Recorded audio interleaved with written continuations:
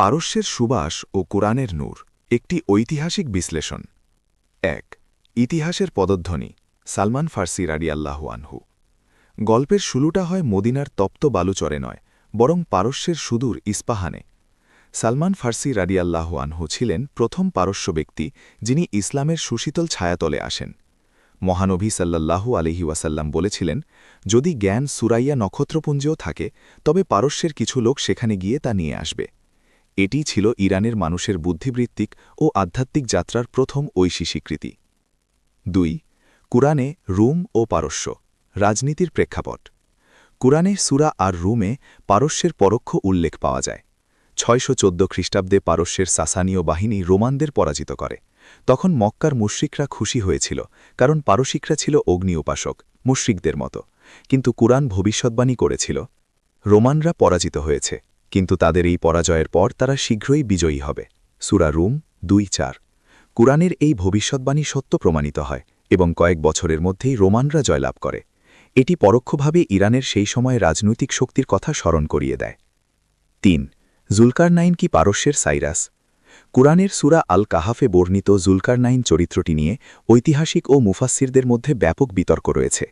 আধুনিক যুগের অনেক গবেষক যেমন আবুল কালাম আজাদ দাবি করেন যে জুলকারনাইন আসলে পারস্যের মহান সম্রাট সাইরাস দ্য গ্রেট। কেন সাইরাস?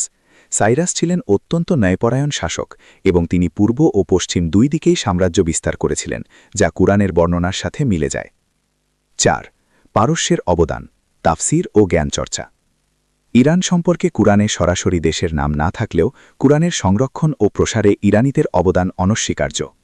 ইমাম বুখারী, মুসলিম, তিরমিজি হাদিস শাস্ত্রের প্রাণপুরুষদের প্রায় সবাই ছিলেন বৃহত্তর পারস্য অঞ্চলের। ইমাম তাবারি কুরআনের প্রথম পূর্ণাঙ্গ তাফসির রচয়িতা ছিলেন একজন ইরানী। ৫. একটি কাল্পনিক সংলাপ, অতীত ও বর্তমানের মিলন। একটি ছোট্ট গল্পের মাধ্যমে বিষয়টি বোঝা যাক। সিরাজ নগরের এক বৃদ্ধ শিক্ষক তার ছাত্রকে বলছেন, বৎস, কোরআন কেবল আরবের জন্য নাজিল হয়নি। এর নূর যখন পারস্যে পৌঁছেছে তখন আমাদের সংস্কৃতি বদলে গেছে। আমরা আমাদের ভাষাকে আরবের ছাঁচে ঢেলেছি, কিন্তু আমাদের হৃদয় ছিল পারস্যের অনুগত।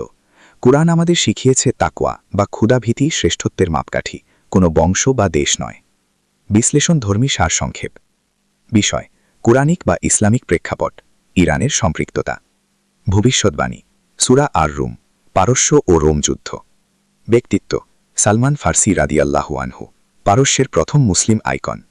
রহস্যময় চরিত্র: জুলকারনাইন, অনেক ঐতিহাসিকের মতে তিনি সাইরাস।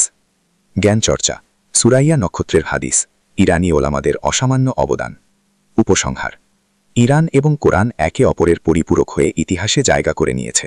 কোরআনের সাম্য ও ন্যায়বিচারের বাণী পারস্যের প্রাচীন সভ্যতাকে এক নতুন মাত্রা দিয়েছিল, আর পারস্যের মেধা দিয়ে সেই বাণী সারা বিশ্বে ছড়িয়ে পড়েছে।